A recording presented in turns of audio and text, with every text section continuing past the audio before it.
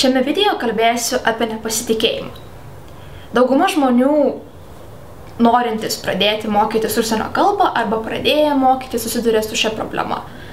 Jie nepasitikė savo jėgom, jie nepasitikė savo žiniom ir dėl to net nebando kalbėti. Jie yra įsitikinę, kad nemoka daugelio dalykų ir dėl to nepradeda kalbėti ir būtent iš to kyla nepasitikėjimas savimi. Dar nedaug išmokau, dar čia daugiau išmoksiu, tai tada pradėsiu kalbėti, tada pasitikėsiu savim labiau ir panašiai, ir panašiai, ir panašiai. Iš tikrųjų, žmonės nepasitikė savimi dėl to, kad jie bijo suklysti.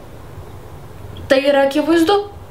Aš niekada nesakysiu to, ko nežinau, nes bijosiu apsijuokti. Žmonės galų gale pradės mane vadinti kvailiu. Pradės galvoti, kad aš kažkoks netoks. Žodžiu, jūs bijote nepritapti. Bet iš tikrųjų, ar jūs susimąstėte, kuo tas žmogus, kuris gali apie jūs pagalvoti blogai, yra geresnis už jūs? Juk jis irgi kažkada mokėsi kalbą. Netgi iš tikrųjų kalbant apie anglus arba amerikiečius, ar ne? Galime pagalvoti, kad jie nesimokė tos kalbos.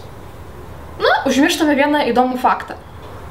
Juk jie privalo taip pat savo gimtosios kalbos pamokas lankyti, ar ne? Taigi jie taip pat mokysi savo kalbą.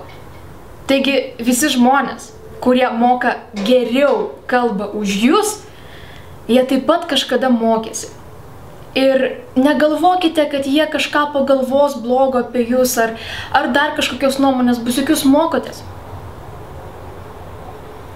Taigi neverta nepasitikėti savo jėgom, ypatingai kai jūs mokotės. Kai jūs mokotės, jums reikia bandyti, jums reikia kalbėti. Ir jokių būdų negalvoti, kad čia blogai pasakysiu.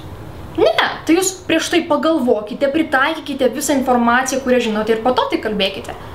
Nežinot, jeigu jūs visuomet bijosite kalbėti, bent dėl to, kad bijote suklysti, tai jūs niekada nepradėsite kalbėti. Taigi nėra reikalo nepasitikėti savimi. Ačiū už dėmesį.